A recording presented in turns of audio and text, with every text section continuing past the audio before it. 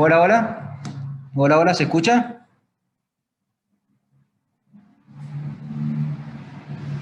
Sí, bueno, perfecto. Bueno, vamos a continuar. O vamos a empezar, si quieren. Empecemos la primera de nuevo. Bien. Sí, bueno. Habíamos dicho que se da en países más bien subdesarrollados debido en caso a nivel nacional y en nuestro país lo que vemos es la ingesta por sustancias que no están debidamente guardadas en el lugar que debiera, como ser botellas de coca o botellas de gaseosas que hace que los chicos suelan ingerirla y producir mayor daño. A nivel epidemiológico, la incidencia es muy importante, ya que se da principalmente en menores de 5 años, en el grupo de edad mayor riesgo, y el pico de incidencia a los 2 años. Se recomienda en todos los casos, si la ingesta fue voluntaria o accidental, hacer el interrogatorio para saber si esto fue accidental. En su gran mayoría, los pacientes pediátricos, la mayoría es accidental, pero el que sea voluntaria, principalmente en pacientes adolescentes, hace que pueda ser mayor el riesgo. Todo esto, lo que les voy diciendo, está basado en guías de la Sociedad Latinoamericana de Gastroenterología, y esas guías se basan no solamente en la estadística y en el trabajo retrospectivo y prospectivos, sino en la opinión de expertos, por lo cual van a escuchar recomendaciones y va a escuchar el nivel de evidencia. En este caso, esto es una recomendación débil con nivel de evidencia bajo. Siguiente. Entonces, para ser prácticos, ¿qué tenemos que hacer en sus primeras medidas generales? Primero, como cualquier urgencia, tenemos que tratar de optimizar la vía aérea, tratando de tener controlada principalmente en aquellos pacientes que tengan lesiones orofaringias y aquellas posibilidades de producir una obstrucción en la vía aérea. Esta obstrucción en la vía aérea, cuando hay una inflamación, puede ocurrir hasta 24 horas posteriores. Por eso hay que tenerlo muy en cuenta. Otra cosa, principalmente en pacientes con ingesta de ácido, es el estado ácido-base y el sostén hemodinámico. Por lo cual hay que hacer un monitoreo, solicitar laboratorios con función renal, hepática y coagulación con medio interno y tener en cuenta el manejo del dolor. Ya vamos a ver posteriormente que el laboratorio, también los glóbulos blancos, cuando está determinado en algunos trabajos que los glóbulos blancos por encima de 20.000, suele producir, se ha visto que es un factor de riesgo para poder determinar que pueda llegar a haber alguna lesión. La internación, ¿dónde se suelen internar estos pacientes? En primera medida se debe determinar primero cómo llega el paciente, y ahí puede ser en sala general o en terapia, de acuerdo a la severidad. Que hay que tener en cuenta la detección temprana de una probable perforación, que es lo primero en pediatría a determinar, es con la parte clínica. Pueden haber trabajos donde se solicita tomografías, más en adultos, pero obviamente la clínica y la radiografía simple es lo que nos va a llevar a pensar que pueda el paciente estar perforado o no. ¿Qué es lo que tenemos que tener en cuenta en el interrogatorio? El tipo de cáustico, la cantidad, como habíamos dicho anteriormente, la intencionalidad y si hay alguna comorbilidad asociada en el paciente. La siguiente. ¿Qué es lo que no tenemos que hacer? Tengan en cuenta que todas las sustancias, todo paciente que ingresa por guardia por alguna intoxicación, uno primero que tiende a pensar es que debe dar carbón activado. El carbón activado en esta situación, en este tipo de sustancias cáusticos, no se debe dar, no se debe inducir el vómito y tampoco se debe dar ninguna sustancia neutralizante como leche, agua o cítrico. Obviamente tampoco tenemos que provocar ese esófago, por lo cual tampoco debemos administrar una sonda nasogástrica ni provocar el lavado gástrico, porque tendría mayor riesgo de perforación en caso de que hubiera alguna lesión. Siguiente. Bueno, ¿qué tenemos que tener en cuenta principalmente con respecto a qué diferencia hay entre álcalis y ácido? Yo lo que siempre me imaginaba era el tema de cómo hacer para poder determinar la sustancia y la probable riesgo de la sustancia según dónde viniera el paciente. Entonces yo trataba de pensar, esto no sale en la bibliografía, sino tratando de ver qué lugares puede el paciente tener más riesgo de poder ingerir un cáustico. ¿Cuáles son los lugares que uno se ocurriría pensar?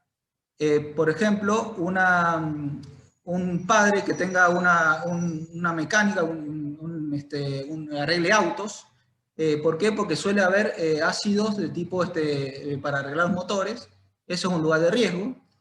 Otro lugar de riesgo son principalmente cuando se lavan las piletas de gran tamaño que tienen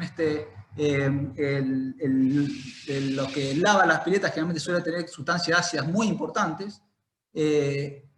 Los plomeros, porque muchas veces los plomeros también utilizan sustancias de tapacañerías. Otra cosa podría ser lo que más solemos conocer nosotros en las sustancias álcalis, que son la soda cáustica, que ustedes cuando conocen la soda cáustica se dan cuenta que toca la piel y lesiona, así que ese mismo lesión que produce en un esófago. Estas sodas cáusticas, ¿dónde las solemos encontrar? Generalmente en limpiahornos o en sustancias de removedores de pintura, por lo cual hay que tener cuidado cuando se está construyendo, o en la construcción, el chico también puede acceder a esas sustancias. Habiendo después hablado de esto, ahora decimos qué diferencia hay entre álcalis y ácido. ¿Qué diferencia hay entre el álcalis? Principalmente álcalis tiende más, según el pH, tiende más a producir lesión cuando el pH es mayor a 12. Ahí es cuando uno dice el álcalis puede producir una necrosis por licuefacción. Esa necrosis por licuefacción destruye lípido y proteína y altera la arquitectura celular. A diferencia del ácido, que si bien constituye el 3-40% de la ingesta, y dependiendo de la zona geográfica, produce una necrosis de tipo coagulativa. Habíamos dicho que el pH cuando es mayor a 12 es más lesivo para el álcalis, y decimos que el ácido cuando es menor a 3 también es mayor probabilidad de lesión en los ácidos. ¿Qué pasa con la necrosis licuefactiva en los álcalis? Produce una saponificación de lípidos que permite una penetración más profunda de la submucosa y la muscular, lo que puede provocar una trombosis vascular, una fibrosis y también una perforación. ¿Qué pasa con la necrosis coagulativa del ácido? Produce una isquemia con también posibilidades de penetración y perforación, pero la diferencia también radica en que el ácido, el álcalis, cuando llega al estómago se suele neutralizar con el ácido del estómago y suele producir menos lesión el álcalis que el ácido en el estómago. No así en el esófago, que producen daño por igual. Los dos producen la misma cantidad de estenosis y con respecto a manifestaciones sistémicas, el ácido puede producir más acidosis metabólica que el álcalis. Pasemos a la siguiente.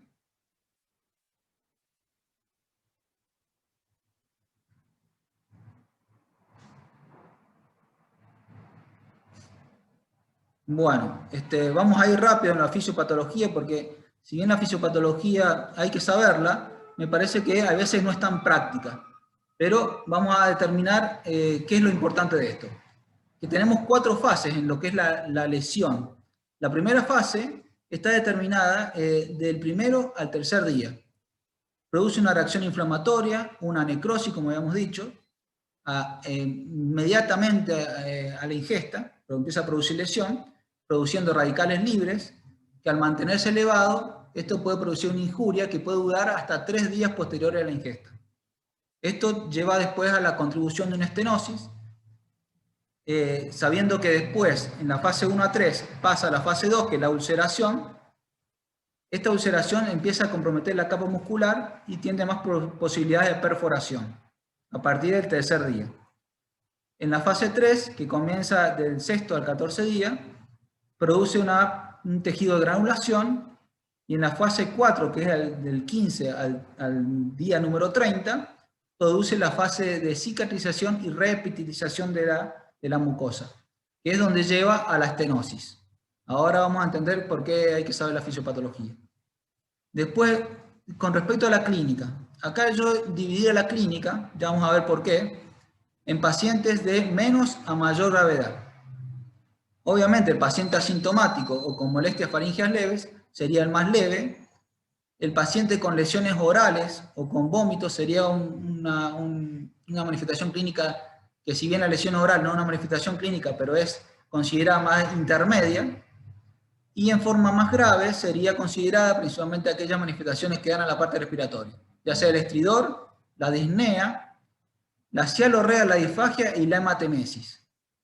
Estos síntomas, ya vamos a ver a posterior, principalmente la cialorrea, son síntomas que si persisten en el tiempo, suelen producir más posibilidades de afectación esofágica que si solamente se manifiestan al comienzo. Como habíamos hablado recién un ratito con mis colegas, una característica importante que no sale a nivel bibliográfico es que las lesiones, cuando se dan a nivel de la boca, tengan en cuenta un dato que es que nos daba mucho a nosotros para entender el tema de qué iba a pasar con ese paciente, que si las lesiones se producían en la lengua, en la cara sería más externa o más distal de la lengua, solían producir menos lesión que aquellos que producían o que se producían lesiones en el paladar blando. Puede ser una obviedad, pero es importante para tenerlo en cuenta cuando nosotros examinamos al paciente. Otra cosa a tener en cuenta, como en la foto, que vemos una lesión que cuando vemos que la lesión ha producido tanto daño en la mucosa del paciente, en mucosa externa, uno entiende que es una sustancia, más allá que no la tengamos, pero entendemos que es una sustancia lesiva, ¿no? Pasemos a la siguiente. Entonces, ahora vamos directamente a mi tema. ¿Cuándo vamos a llamar al endoscopista? Entonces, hay trabajos realizados ya con un número de pacientes suficientemente para generar una recomendación fuerte, en donde dice que si el paciente pediátrico no tiene síntomas, está asintomático, puede ser indicador de ausencia de lesiones o presencia de lesiones de bajo grado en el esófago. La realización de endoscopía puede ser determinada en base a estos criterios clínicos. Es una recomendación fuerte con un nivel de evidencia bajo. Pasemos a la siguiente. Entonces, ¿qué hacemos o qué recomendaciones nos brinda frente a esto? Que todo paciente sintomático, ya sea con lesiones orofaringeas, cialorrea, disfagia, hematemesis, disnea o dolor abdominal, se debería realizar una endoscopía para identificar o descartar lesiones en el esófago o en el estómago. Tiene una recomendación fuerte con un nivel de evidencia alto. ¿Cuándo se decide diferir al paciente? En caso de pacientes asintomáticos, como habíamos dicho antes, que se garantice un seguimiento clínico adecuado. Esto es muy importante. Uno no dice paciente asintomático no se hace nada y se va a su casa. No, uno lo que dice paciente asintomático se mantiene internado y se evalúa según su evolución cómo resolver si endoscópico o con seguimiento ambulatorio. ¿Se entiende? Otra cosa importante que volvemos a repetir es si esta ingesta hay que hacer una anamnesis si es voluntaria o si es accidental. Porque si en caso de que sea voluntaria, a pesar que el paciente esté asintomático, se recomienda hacer la endoscopía. Siguiente. Ahora, ¿para qué nos sirve la endoscopía? La endoscopía, recuerden, no sirve para tratamiento. El tratamiento se maneja con el clínico, tanto en la estabilización hemodinámica, como el lugar de derivación, como el sitio de derivación, si va a ser en cama, en la guardia, en el piso o en la terapia. Se estabiliza al paciente, pero la endoscopía no es una endoscopía que se realiza en las primeras 12 horas. Justamente lo contrario. Se debe realizar la endoscopía en las primeras 12 a 48 horas. Hay alguna bibliografía que habla hasta 24 horas. Lo que sí es cierto que sí o sí tiene que ser después de las 12 horas. ¿Para qué se hace después de las 12 horas? Puntualmente para que no haya falsos negativos, en los cuales uno, si lo hace antes, podemos encontrarnos con lesiones que por ahí no terminan de ser demasiado significativas y podemos hacer un mal diagnóstico. Entonces el tiempo, 12 a 48 horas. Lo que no se debe hacer es después de la primera semana, porque como habíamos dicho en la fisiopatología, después de la primera semana tiene más riesgo a perforación. Seguimos con la siguiente. Bueno, esta es una escala que se utiliza principalmente, yo diría que la anoten, sáquenle fotos ahora porque después vamos a hacer casos clínicos en donde vamos a tratar de utilizar estas escalas para determinar si tiene una alta probabilidad de lesión estenosante en caso de que pueda tener una endoscopía.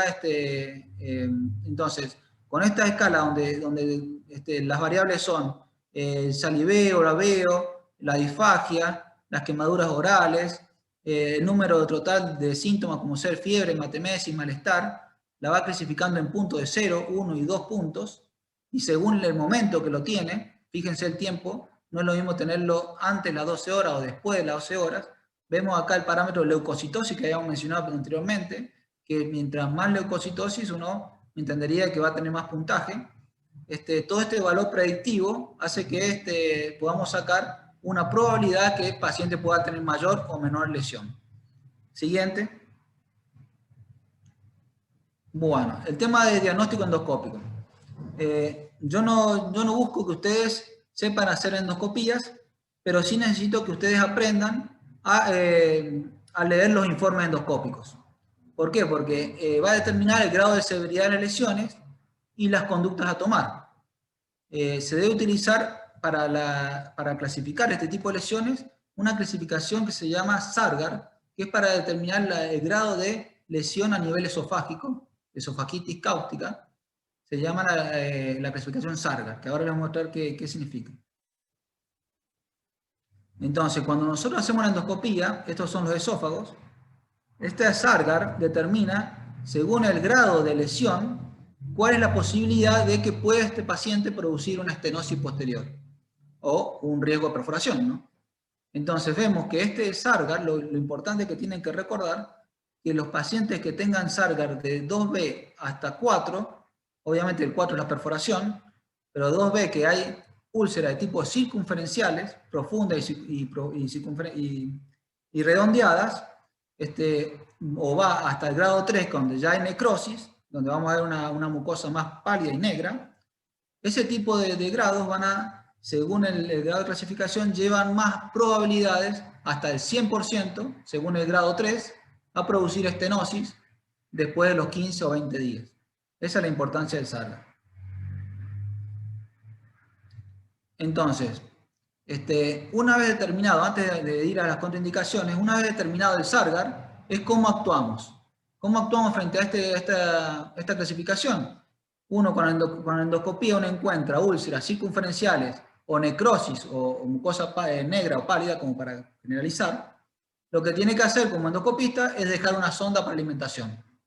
Entonces dejamos la sonda puesta, el paciente sale con la sonda. Si hay lesiones graves, el paciente va generalmente a terapia para un control más estricto. Este paciente puede desarrollar fiebre en su evolución.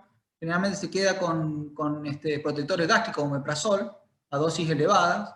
Queda con alimentación enteral. Y lo que más tenemos que saber como clínicos es que este paciente hay que cuidar muchísimo la sonda porque no se puede reintroducir. Por lo cual, lo más importante a entender es que este paciente cuando sale de la endoscopía y sale con la sonda, hay que cuidar y hay que advertir a los padres que esa posibilidad de volver a introducir la sonda puede provocar una alta posibilidad de perforación.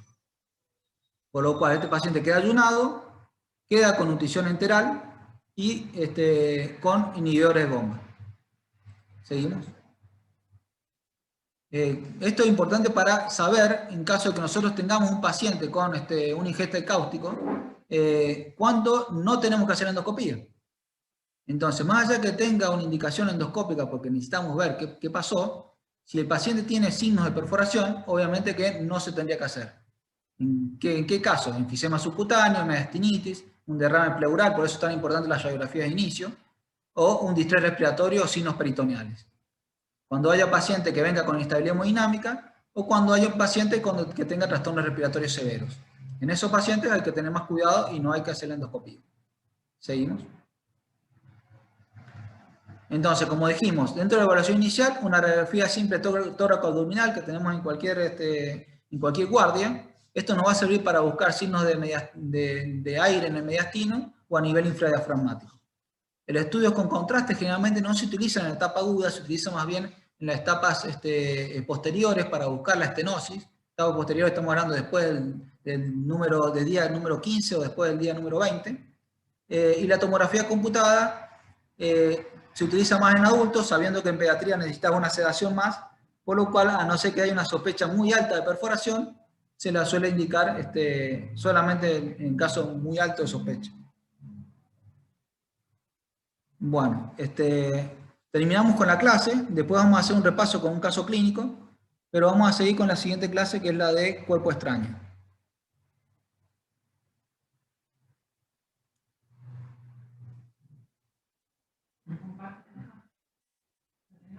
No tengo ahí.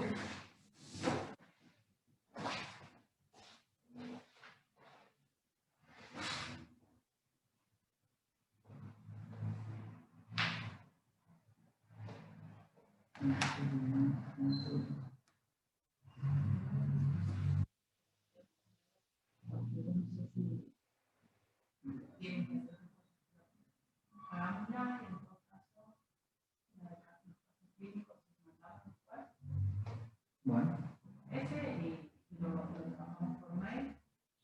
Dale. Acá también la bajas. Y otra vez la bajamos ahí.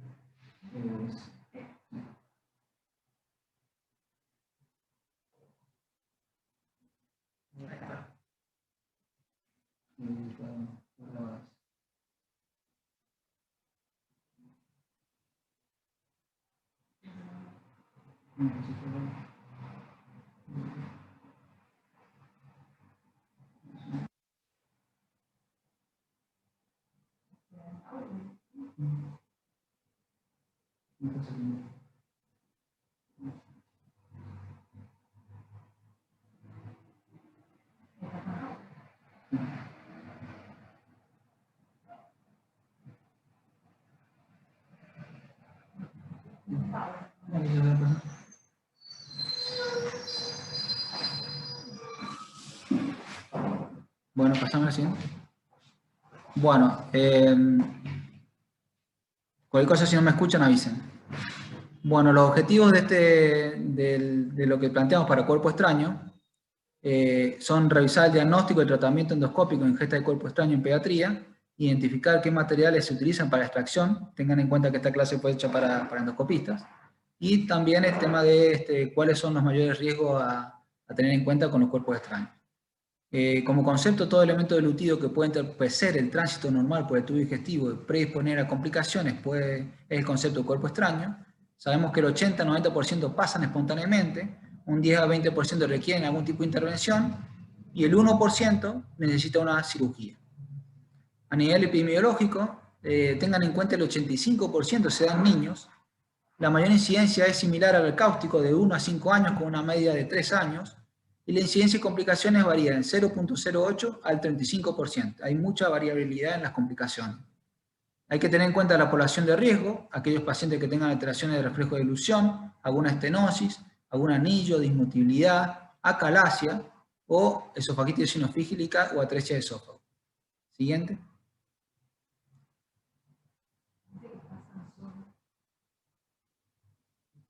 Bueno, acá tenemos los sitios de mayor riesgo de impactación y complicaciones. Veamos que el mayor sitio que nos vamos a encontrar es el cricofaringeo, primer obstáculo. El segundo obstáculo va a ser, si bien en la región broncoaórtica también suelen quedarse instalados, pero no es muy frecuente. La región infradiafragmática también suele ser, y la válvula ileocecal otro lugar de impactación. Siguiente. A nivel diagnóstico, hay que tener en cuenta los antecedentes de enfermedades esofágicas, psiquiátricas, el tiempo transcurrido de la ingesta, la característica del objeto, el tipo, forma, tamaño y número. Y dentro de la evaluación inicial, los síntomas pueden ser disfagia, vómito, cialorrea, tos, disnea o rechazo de alimento.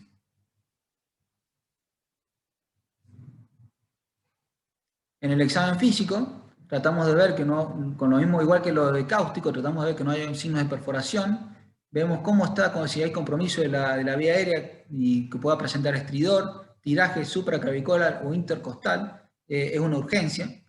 Hay que ver el estado orofaringio, el estado dentario, a ver si tiene alguna ortodoncia, también es importante.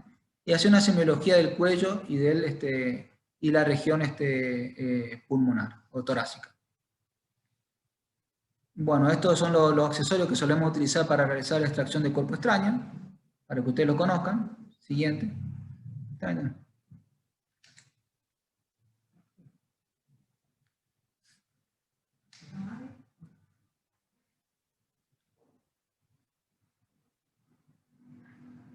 Dale, seguí. Ahí está. Bueno, a ver el anterior. La anterior lo que trata de determinar es cuándo nosotros determinamos una categoría según si hay que sacarlo en forma emergente, cuando hablamos de menores de 2 horas, urgente, menor a 24 horas, o electivo cuando hablamos de 24 a 72 horas. Acá lo importante es entender que lo único emergente más importante es la pila botón en esófago. También hay que tener en cuenta los cortopunzantes en esófago, o cuando hay impactación alimentaria que imposibilita el manejo de secreciones. Son los 3 más importantes para decir hay que llamar a endoscopista y no hace falta ayuno. Con respecto a lo urgente, que se puede esperar hasta 24 horas, son todos aquellos romos que puedan tener buen pasaje y manejo de secreciones, los cortopunzantes o los menores de 5 centímetros de longitud en estómago o duodeno, y los imanes.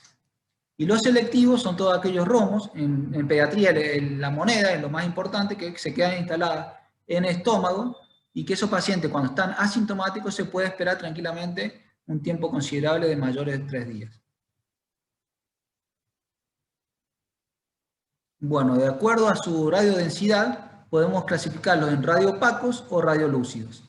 Aquellos radiopacos son todos aquellos objetos metálicos o la carne cuando tiene hueso. Y los radiolúcidos, que son los más difíciles de poder tomar decisiones, porque no lo vamos a ver tan fácilmente con radiografía, son las espinas de pescado, el hueso de pollo, los plásticos, los vidrios, la madera o el bolo alimenticio. Ahora, la importancia de la radiografía de perfil. Acá tenemos varias diapositivas, anda pasando, donde vemos cómo en la radiografía izquierda vemos un objeto radiopaco redondo en tercio superior del esófago, que uno entendería, en un paciente que probablemente tenga alta xalorrea o dificultad para tragar, y vemos cómo, si vas haciendo la siguiente, hay otras radiografías posteriores, donde la radiografía de la izquierda no era una moneda, sino era 2 monedas. Entonces, esa radiografía de perfil nos hubiéramos dado cuenta que ese cuerpo extraño se podría haber sacado de forma diferente si podíamos haber hecho una radiografía de perfil. Con la radiografía del centro también parecía una moneda y nos terminó siendo una bolita. Este paciente, el del centro, fue un paciente que llegó con cianosis y convulsiones porque hacía obstrucción de la vía aérea con esa bolita que tenía.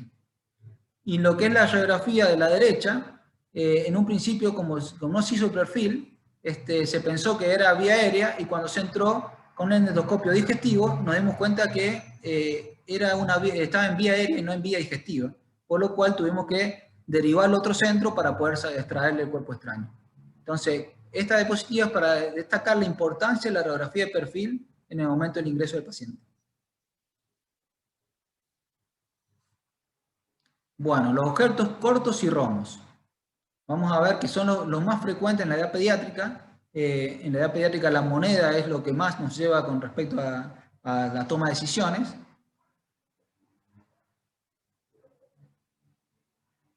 Acá vemos que la moneda no es tan leve como nosotros creemos. Hay veces que una simple moneda puede producir una úlcera, como vemos en la imagen, por lo cual el esófago, si bien es un órgano que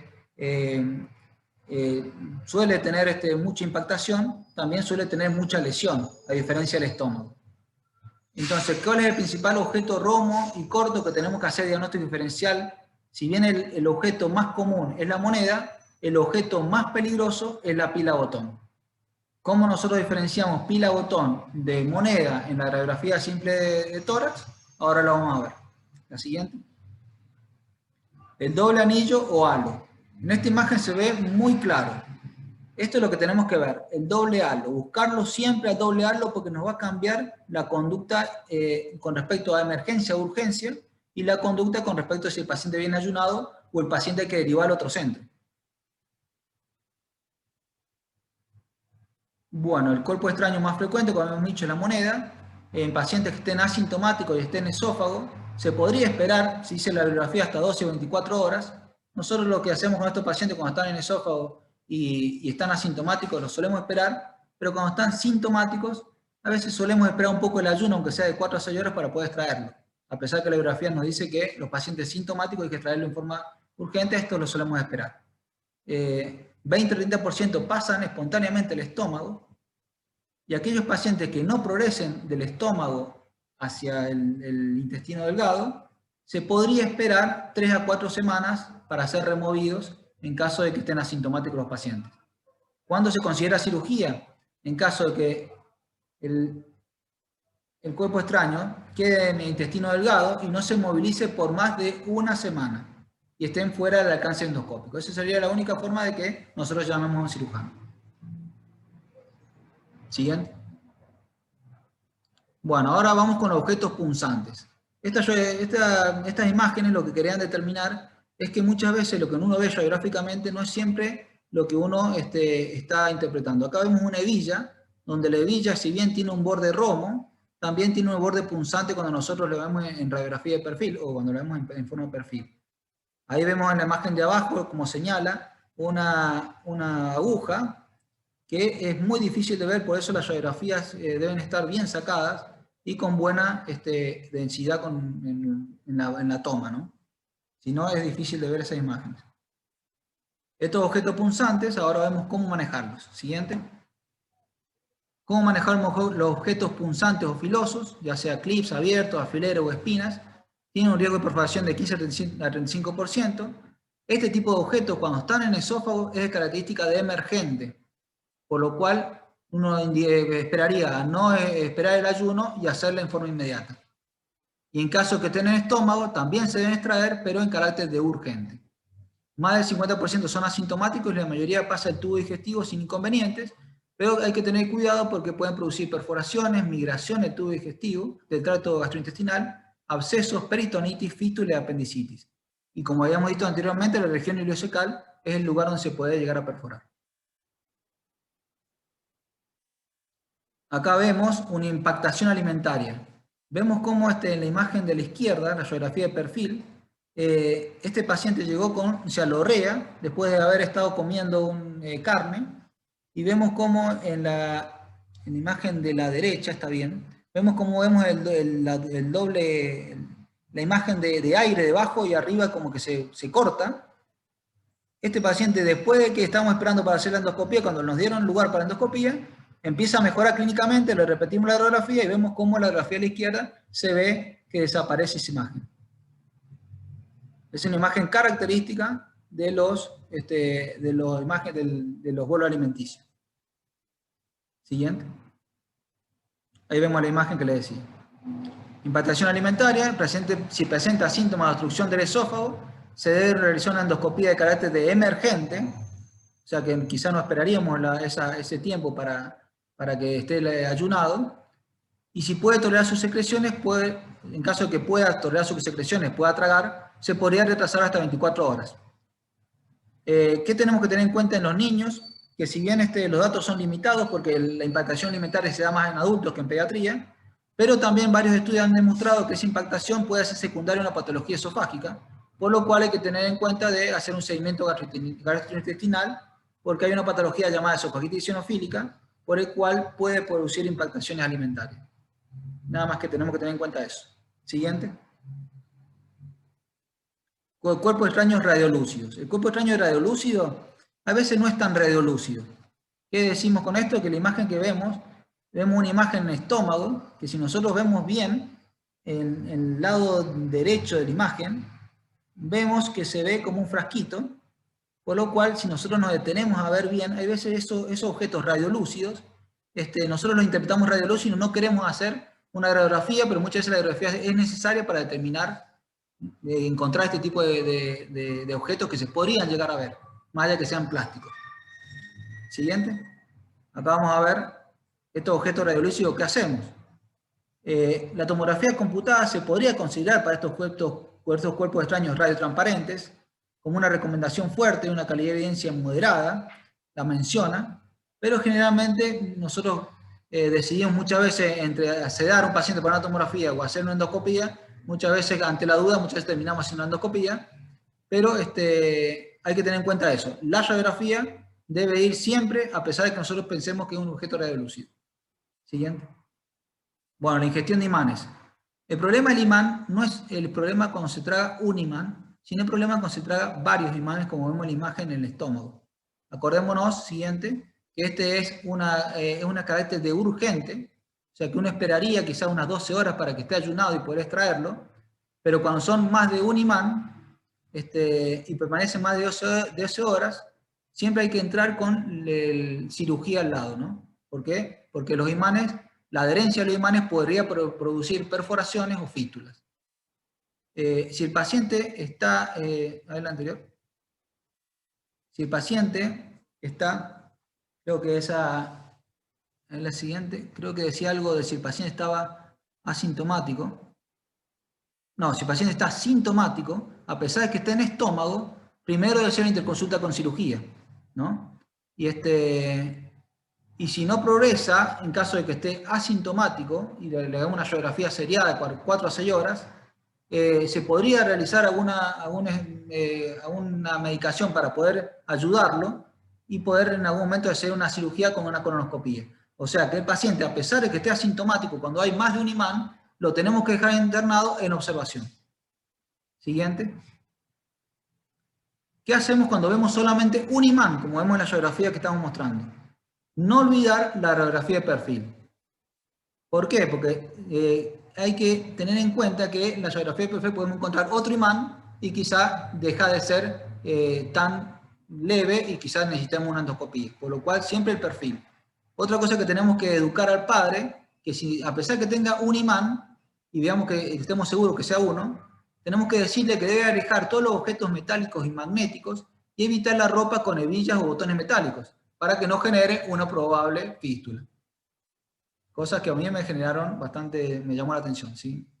Todas estas recomendaciones que la verdad que están buenas. Los objetos largos y grandes. ¿A qué le llamamos largos y grandes? A todo aquel objeto que sea en pediatría mayor de 5 centímetros o en caso de que sea en diámetro de largo o en diámetro mayor de 25 milímetros. Lo tenemos como una carácter de urgente dentro de las primeras 24 horas cuando están en el estómago. Decimos que el 80% de los objetos de más de 6 centímetros no pudieron pasar el píloro a las 48 horas después de la presentación. Esto es un trabajo de adultos.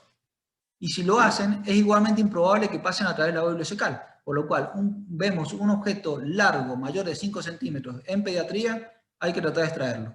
Vemos como ahí en la imagen de la izquierda, vemos una hebilla que dejó una lesión muy importante al extraerla, porque hay veces que son objetos largos y también se le suma el objeto punzante. Y siguiente, vemos la imagen de la derecha, que también tuvimos que utilizar varios ayudantes para poder hacer que podamos extraer, siguiente. Todos ven cómo deja la lesión en la mucosa el que sea punzante, siguiente.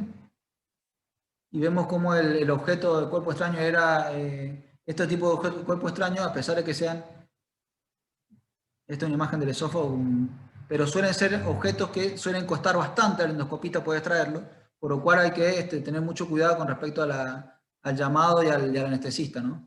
Tenerlo avisado. Bueno, ahora el tema sería la cenicienta de lo que serían los cuerpos extraños, que es la pila botón.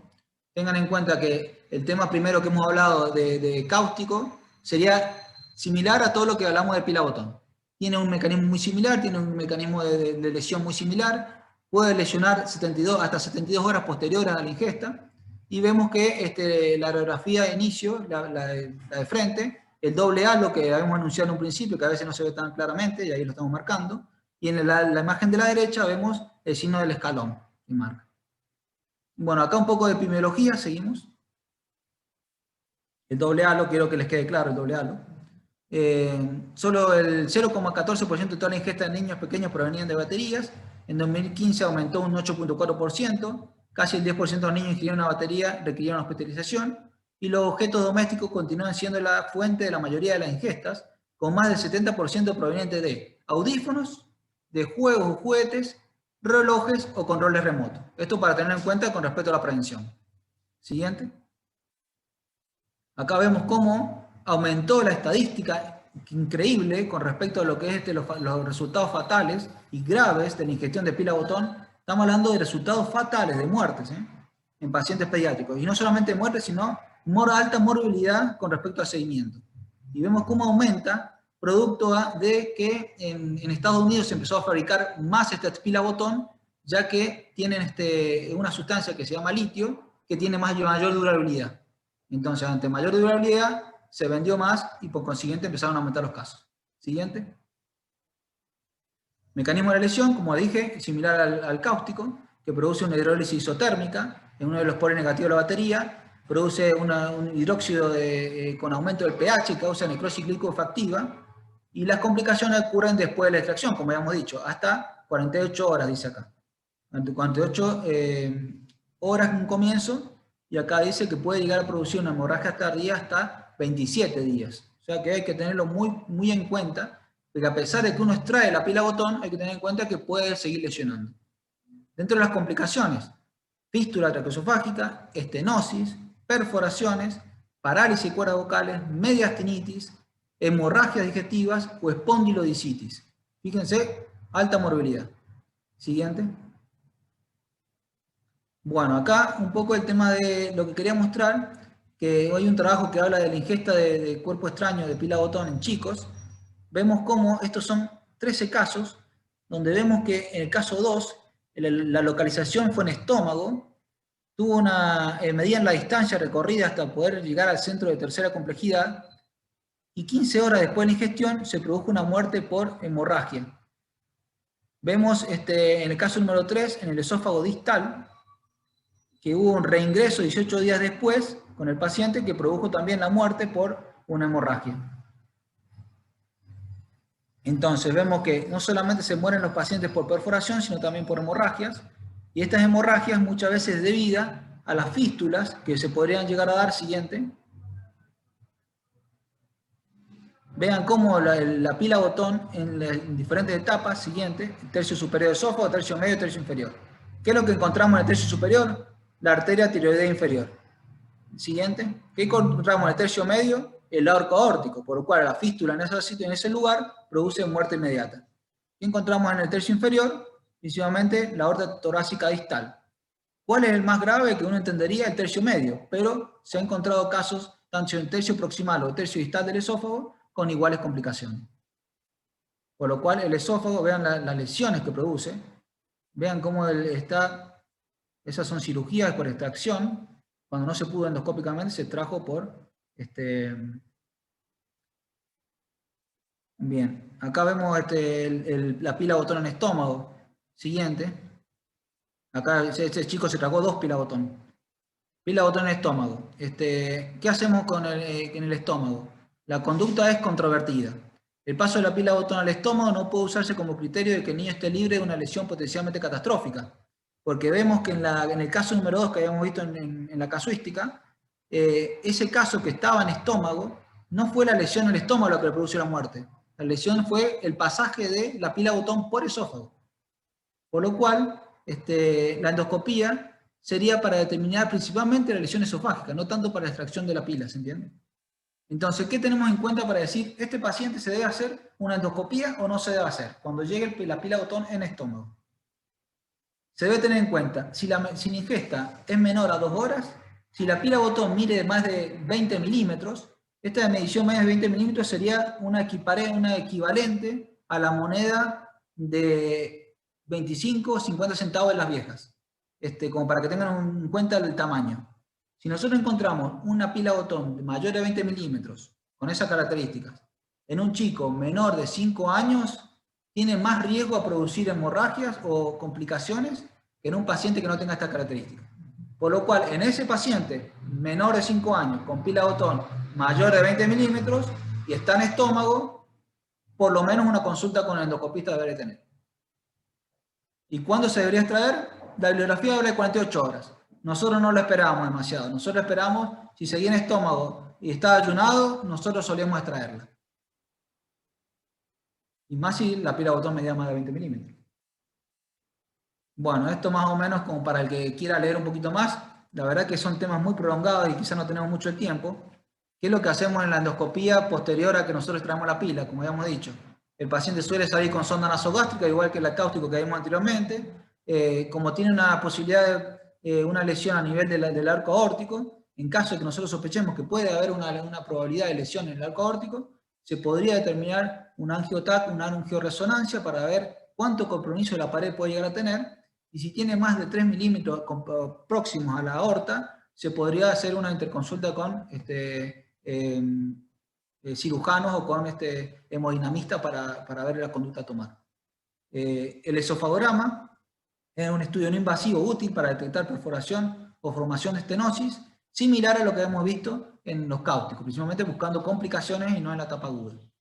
Siguiente. Bueno, no sé cómo vamos con el tiempo, pero si no... Me parece que vamos a tener que... Bueno, entonces cortamos. Cualquier cosa vayan haciendo preguntas en el chat porque estamos con corto de tiempo, pero son temas que da para charlar, así que si tienen tuvieron algún paciente o tienen algún paciente que puedan consultar, yo si quieren les dejo el mail o si quieren después lo comentamos porque me parece que la riqueza de esto es charlar y no tanto que uno hable, ¿no? No sé cómo estamos con el tiempo para la hemorragia. Pues jugado. Bueno. Me parece que bueno, vamos a tener que cortar acá. Lamento. Si no, lo podemos dejar, si vos querés, grabado. Como quiera. Ahí está. Sí. No sé si tenemos alguna pregunta para lo que sea cáustico o para lo que sea cuerpo extraño, algo que le haya quedado en la guardia a un paciente o alguna duda con respecto al seguimiento, el seguimiento de pacientes con cuerpo extraño, y por ahí no ha dado mucho para hablar de este tema.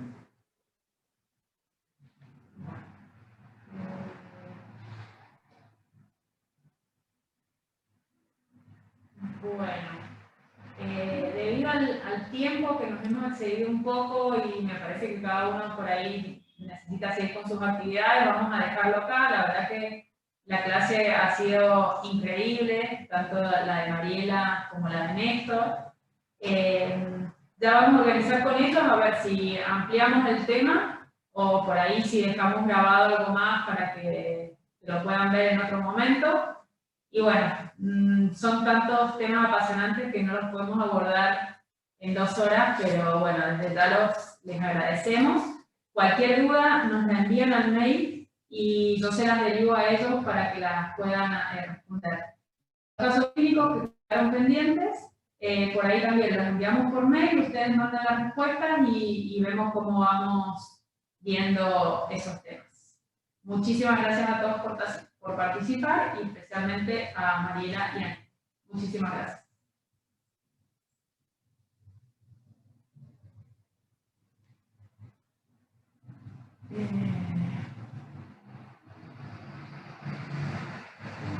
Hay que finalizar.